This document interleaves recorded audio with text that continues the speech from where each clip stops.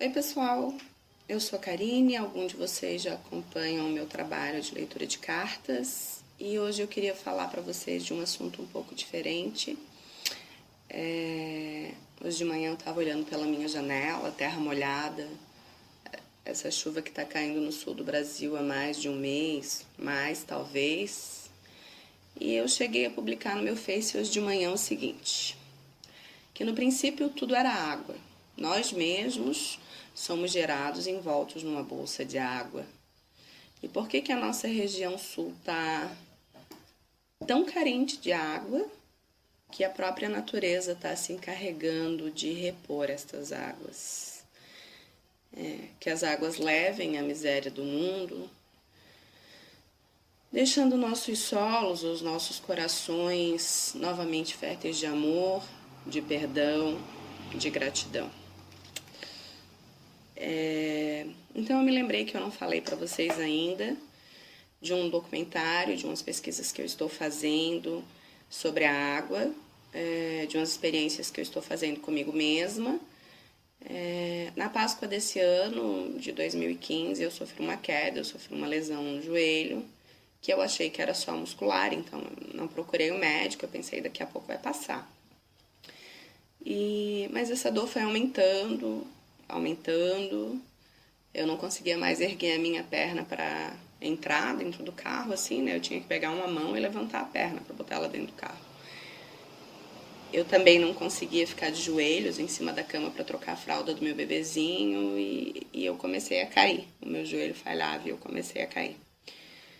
Então eu procurei ajuda profissional, o médico pediu um raio-x, o raio-x não mostrou nada, então ele pediu uma ressonância e essa ressonância está aqui. Eu vou mostrar. Como vocês podem ver, essa ressonância diz que eu estou com uma rotura complexa, uma fina rotura horizontal do corpo e corno posterior do menisco, extensa rotura crônica do ligamento cruzado, sequela de estiramento do ligamento colateral, sinais de estiramento no canto posterior lateral, patela ligeiramente mais alta, condropatia femorotibial, pequeno derrame articular, plica mediopatelar fina não interposta, um cisto, uma discreta bursite e um edema no tecido subcutâneo.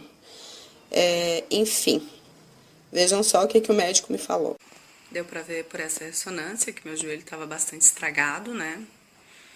Eu fiquei bastante abalada. Ele falou para mim que a cirurgia ia ser paliativa, só para aliviar a dor, mas que a dor dali a um ano voltaria a doer, a dor passaria para o outro joelho, para os tornozelos, que eu precisava perder peso, porque a estimativa dele era que aos 45 anos eu estivesse andando de cadeira de rodas.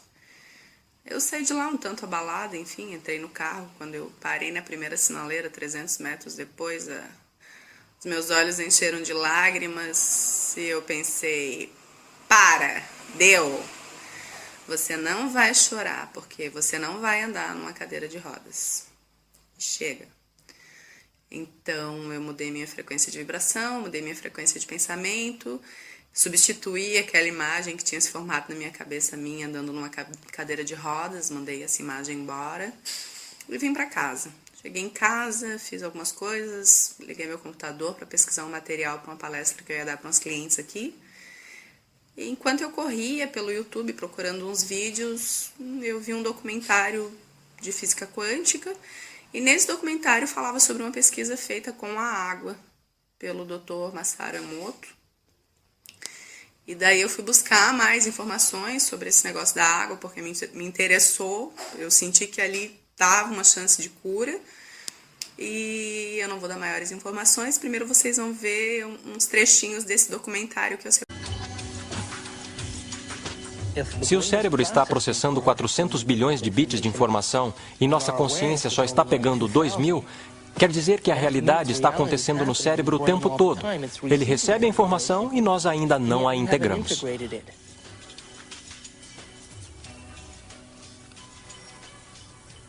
Os olhos são como lentes.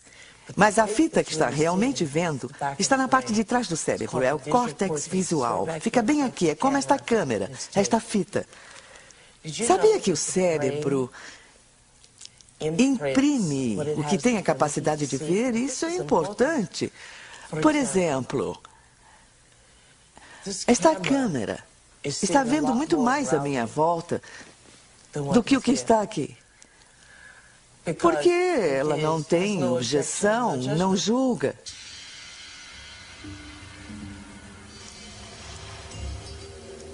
O único filme que está passando no cérebro é o que temos a capacidade de ver. Então, seria possível que nossos olhos, nossas câmeras, vejam mais do que o nosso cérebro tem a capacidade de conscientemente projetar? Bem, da forma como o nosso cérebro está ligado, só vemos o que acreditamos que é possível. Nós igualamos padrões que já existem dentro de nós através do condicionamento. Então, uma história maravilhosa que eu acredito que é verdade e que quando os índios nativos americanos nas ilhas caribenhas viram as naus de Colombo se aproximando, eles não puderam vê-las porque eram tão diferentes de qualquer outra coisa que já tinham visto antes que não conseguiam ver. Quando a frota de Colombo desembarcou no Caribe, nenhum dos nativos conseguiu ver os navios, embora eles estivessem no horizonte. O motivo pelo qual não viram os navios era porque não tinham conhecimento no cérebro deles, nenhuma experiência de que navios grandes existiam. Então, o pajé começa a perceber que há ondulações lá no oceano, mas ele não vê o navio, mas começa a pensar no que estaria causando o efeito. Então, todos os dias ele vai lá e olha, e olha, e olha, e depois de um período consegue ver os navios. E depois que ele vê os navios, diz para todo mundo que existem navios ali. Como todos confiavam e acreditavam nele, também puderam vê-los.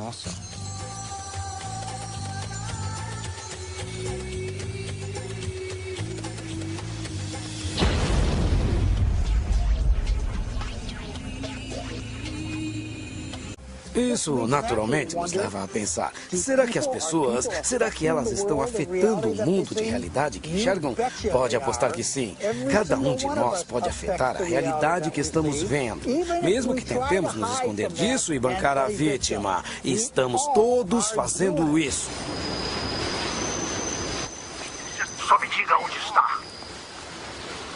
Ótimo, mas corre, meu irmão, por favor. Esses modelos estão me dando dor de cabeça. 10 minutos!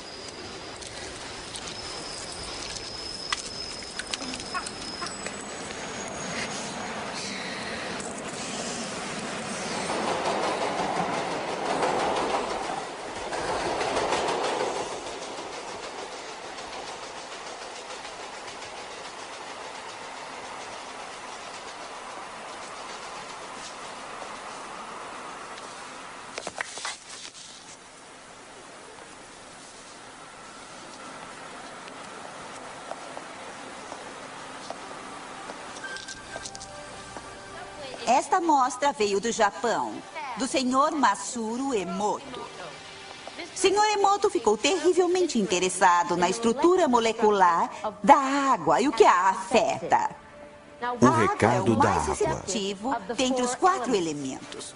O Sr. Emoto pensou que poderia responder a eventos não físicos. Realizou, então, uma série de estudos, aplicou estímulos mentais e a fotografou com um microscópio de campo escuro. Esta primeira foto é uma foto da água Represa da Fujiwara antes.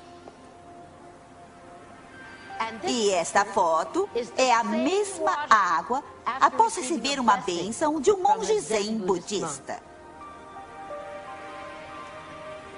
Represa Fujiwara após Agora, oferta de nessa próxima prece. série de fotos, o Sr. Emoto imprimiu palavras, colocou-as nas garrafas Água de destilada. água destilada e deixou-as por uma noite.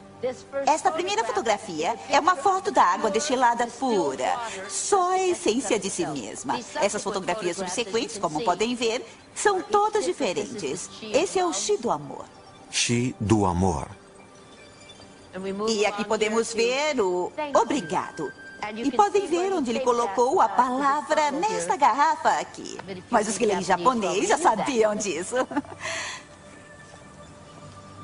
O Sr. Emoto fala sobre o pensamento ou a intenção sendo a força motriz em tudo isto. A ciência de como isso realmente afeta as moléculas é desconhecida. Exceto Você me enoja, vou matar você. E é realmente fascinante se pensar que 90% de nossos corpos é formado de água.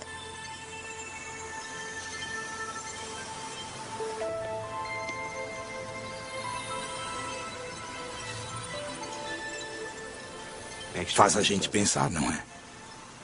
Se pensamentos podem fazer isso à água, imagine o que nossos pensamentos podem fazer conosco.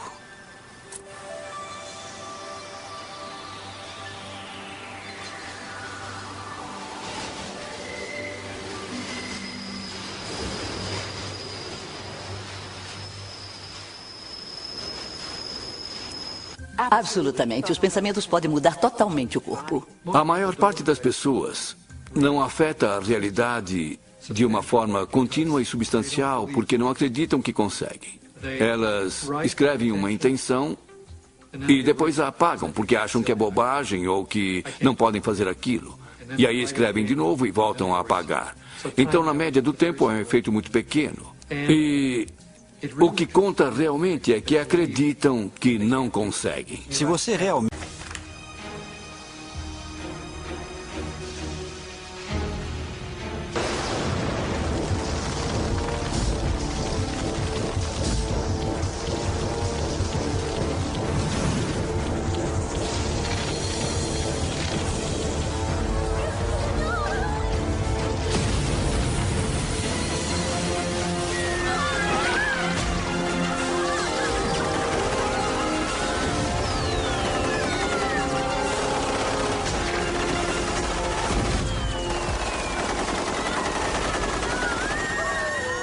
Se bombardearmos a célula com a mesma atitude e a mesma química, várias e várias vezes todos os dias, quando ela finalmente tomar a decisão de se dividir, quando produzir uma célula irmã ou uma célula filha, esta próxima célula terá mais locais receptores para aqueles neuropeptídeos emocionais em particular, e menos locais receptores para vitaminas, minerais, nutrientes e troca de fluidos, ou até para a liberação de detritos ou toxinas.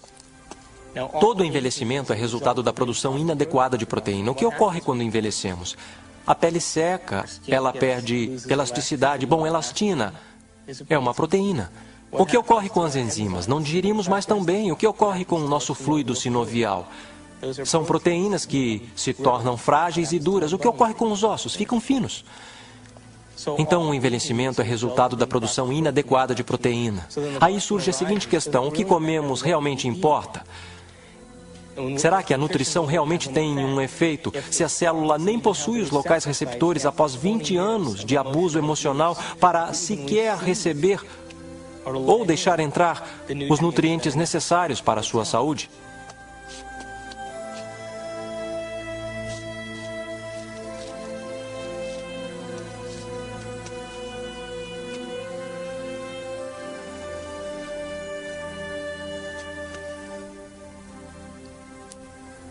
Tá, pessoal, é hora de uma correção de rumo em nossa trajetória no caminho de nossa aventura. E essa correção de rumo é um movimento para um novo paradigma, apenas uma expansão do antigo. Diz apenas que o universo é maior do que pensávamos que era em nosso modelo, e sempre é maior do que pensamos.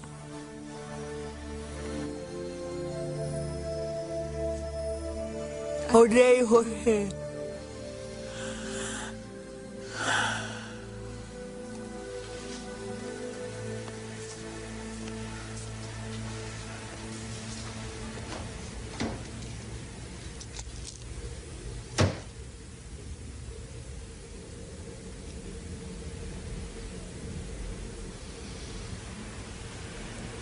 Eu odeio você.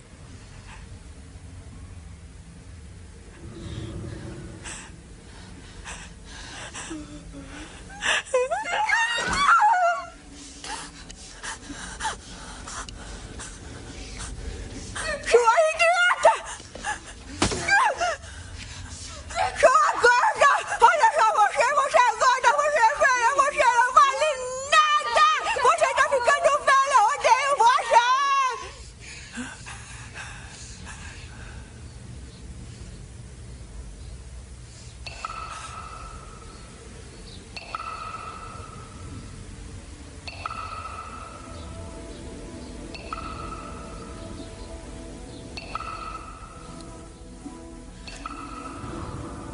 Faz a gente pensar, não é? Se pensamentos podem fazer isso à água, imagine o que os nossos pensamentos podem fazer conosco.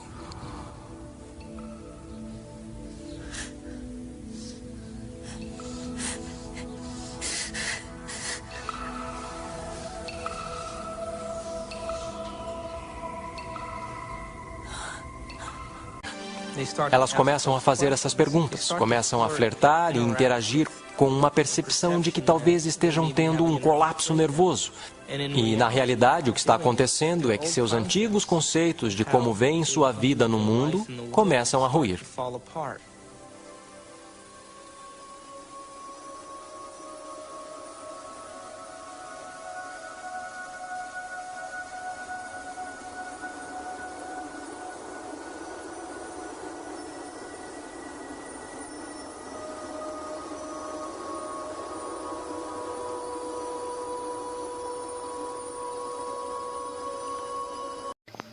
Depois que eu assisti este documentário na íntegra, ele tem 1h e 40 minutos, eu juntei o tratamento de reiki, que eu já fazia, junto com o tratamento de água.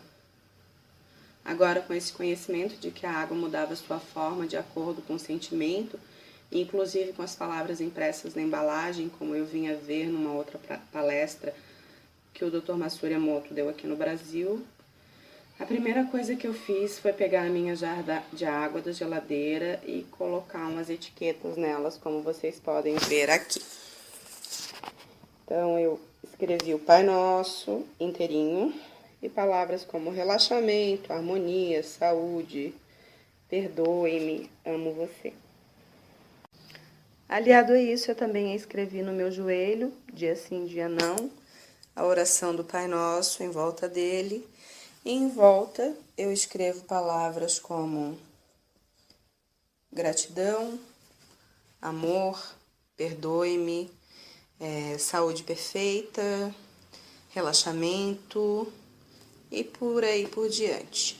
Eu coloco a minha mão nele, rezo esse Pai Nosso e coloco um sentimento aqui, uma intenção dizendo que ele está bem, que ele está curado, que ele está livre, que ele se restaurou e que eu sou muito grata por ele sustentar esse corpinho lindo e me levar para todos os lugares que eu preciso ir. Eu tô pegando essa imagem da tela do meu notebook, por isso que a imagem não tá muito boa, mas é que antes de eu mostrar a tela para vocês como ela está hoje, eu queria que vocês vissem uma coisa. Quando eu comecei essa tela, eu fiz uma tela para minha saúde. Como eu leio cartas ciganas, eu vejo a saúde na árvore. Eu comecei desenhando um corpo humano, pintando um corpo humano, isso aqui é uma tela de reiki, e quando eu vi ela já tinha se transformado na árvore inconscientemente. Então, o sol me cobre, a luz da espiritualidade me cobre, o meu coração está abundante de amor e de perdão. E aqui embaixo tem raízes que estão pretas, vocês estão vendo que tem coisas escritas? Então ali eu tinha escrito depressão, joelho, coluna, tabagismo, que eram as doenças do meu corpo que eu queria tratar. Eu pintei essa tela em agosto, mas aqui embaixo das raízes, essa tela ela tem um poço de água, um lençol de água, e as raízes estão se alimentando da água. Então, lá em agosto, eu já tinha recebido esse sinal, intuitivamente, de que eu tinha que me alimentar da água. Só que eu só me dei conta disso quando eu assisti o documentário. Aqui no lado eu tenho a imagem nova, que eu modifiquei ela em outubro de 2015, ou seja, o mês passado.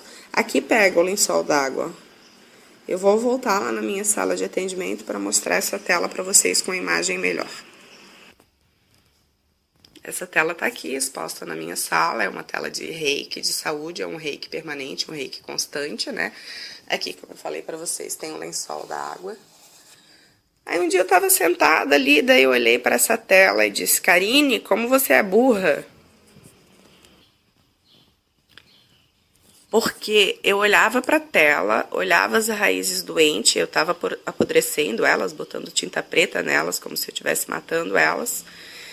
E eu parava na frente dessa tela e dizia assim: eu estou me curando. Eu sou luz, a espiritualidade está comigo.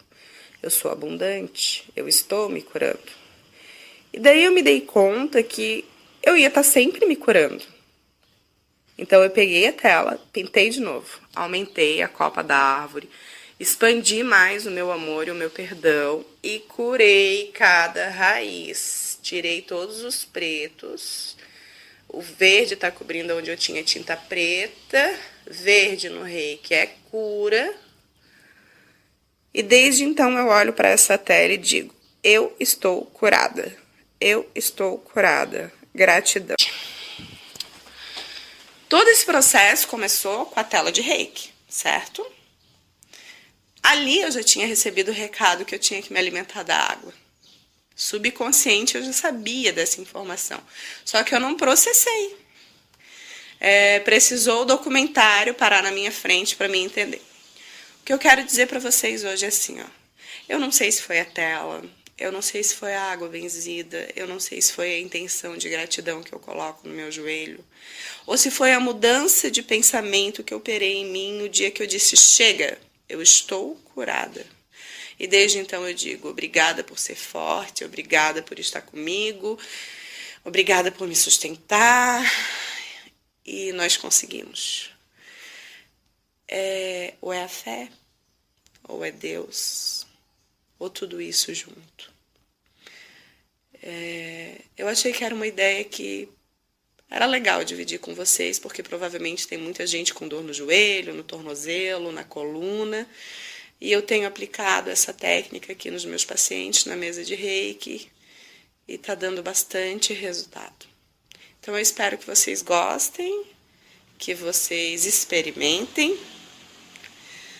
Como diz o meu amigo íntimo, Albert Einstein, uma mente que se expande por uma nova ideia nunca mais volta ao seu tamanho original.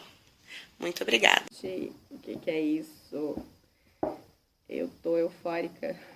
Vocês viram o lápis que eu cometi? Vocês perceberam o que eu disse no encerramento do vídeo? Como diz meu amigo íntimo, Albert Einstein, uma mente que se expande por uma nova ideia jamais volta a ser do seu tamanho original. Gente, que é isso? Que é isso?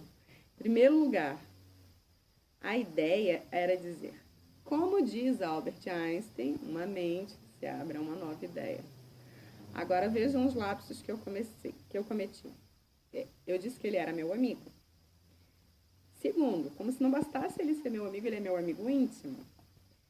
Terceiro, em vez de eu dizer como ele dizia, eu disse como ele diz.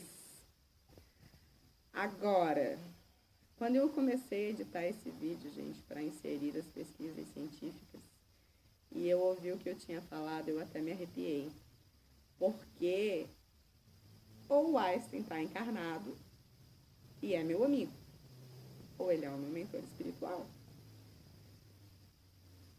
E eu vou dizer para vocês que eu aposto que a maioria dos meus amigos íntimos não sabem nem qual foi a teoria que a Einstein formulou.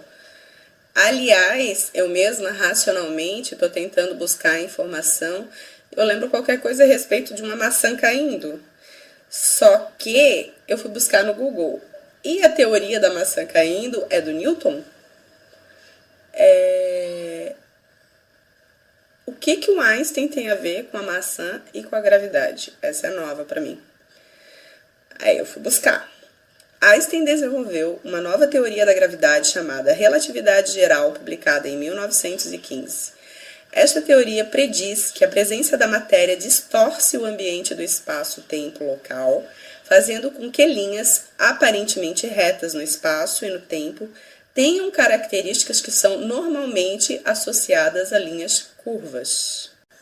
Então, gente, esse foi o meu quarto lapso. Por quê? Se a teoria da maçã é do Newton, Por que eu associei a maçã e a gravidade com Einstein?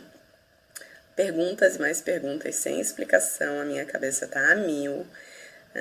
Por que eu resolvi orientar a minha leitura de cartas para física quântica e para manifestação de desejos? Porque eu evito falar das coisas ruins e peço para as pessoas materializarem coisas boas? Por que no Reiki eu procuro mover a linha de espaço-tempo alterando a linha do passado para mudar o presente e fazer essa manifestação acontecer no futuro? De onde estão vindo essas ideias? Quem é este mentor ou mentores que me guiam e fazem eu achar estes artigos? Coisas para pensar. Bom, e como eu disse, essa parte final foi um adendo que eu encerro agora com as frases famosas do Einstein que eu peguei no Google. Triste época, é mais fácil desintegrar um átomo do que desintegrar um preconceito. Verdade. O mundo não está ameaçado pelas pessoas más, e sim por aquelas que permitem a maldade. No meio da dificuldade, encontram-se as oportunidades. A imaginação é mais importante que a ciência, porque a ciência é limitada, ao passo que a imaginação abrange o mundo inteiro. Só há duas maneiras de viver a vida. A primeira é vivê-la como se os milagres não existissem. E a segunda é vivê-la como se tudo fosse um milagre.